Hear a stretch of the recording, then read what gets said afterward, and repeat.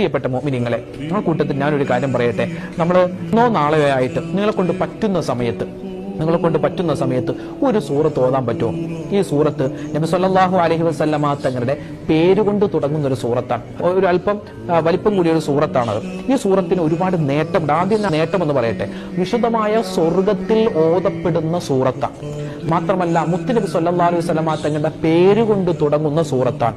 മാത്രമല്ല മഹാനായ ഉമർ ഇബ്നുൽ ഖത്താബ് റളിയല്ലാഹു തആല അൻഹു ഇസ്ലാമിലേക്ക് കടന്നു വരാൻ കാരണമായ സൂറത്താണ്.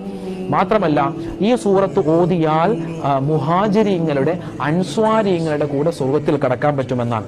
മലക്കുകൾ സ്ഥിരമായി ഓതുന്ന ആയത്തുകളാണ്. പിന്നെയോ മറവി രോഗം, പ്രശ്നപ്രയാസങ്ങൾ അതൊക്കെ മാറാൻ പറ്റിയ സൂറത്താണ്. സിഹർ കണ്ണേറ് ഏൽക്കാതിരിക്കാൻ പറ്റിയ സൂറത്താണ്. ഇങ്ങനെ ഒരുപാട് പ്രതിഫലങ്ങൾ നമുക്ക് നേടിയെടുക്കാൻ പറ്റുന്ന സൂറത്താണ് വിശുദ്ധ ഖുർആനിലെ 20-ാമത്തെ സൂറത്ത്, 135 ആയത്തുകളുള്ള സൂറത്തു ത്വാഹ.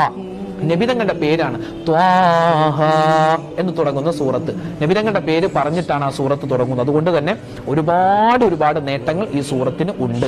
അപ്പോൾ ഇന്നോ നാളെ ഏതെങ്കിലും ഒരു സമയത്ത് ഈ സൂറത്ത് ഓതിയാൽ, ഈ സൂറത്ത് ഓതിയിട്ട് നല്ലവണ്ണം ദുആ ചെയ്യാം. ഒരുപാട് പ്രത്യേകത ശ്രേഷ്ഠതയൊക്കെ ഉള്ള സൂറത്താണ്. അല്ലാഹു തആല ഈ സൂറത്തുകളൊക്കെ സ്ഥിരമായി നമുക്ക് ഓതാനുള്ള തൗഫീഖ് റബ്ബ് തആല നൽകി അനുഗ്രഹിക്കുമാറാവട്ടെ.